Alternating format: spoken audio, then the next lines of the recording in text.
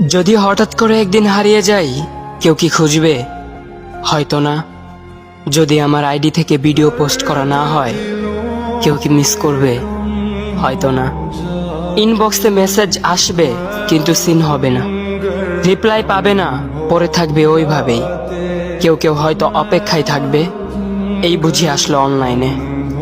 আবার কেউ কেউ হয়তো টেরও পাবে না, কেউ একজন নেই, কেউ একজন হারিয়ে গেছে।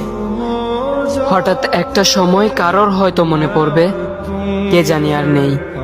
কষ্ট করে নামটা সার্চ করবে, পুরনো ভিডিওগুলো দেখবে আর ভাববে হুট করে কোথায় চলে গেল। আবার কেউ কেউ হয়তো একদিন দুই দিন না পেয়ে ফ্রেন্ড লিস্ট থেকে আনফ্রেন্ড করে দেবে। যখন আমি থাকবো না, তখন আমার স্মৃতি কারোর মনে পড়বে, হয়তো পড়বে, আবার হয়তো পড়বে না। তবে হারাতে হবে, হারাতে হয়, হারিয়ে যাওয়াই নিয়ম। পার্থক্য একটাই, কেউ আয়োজন করে হারায় আর কেউ হুট করে হারায়।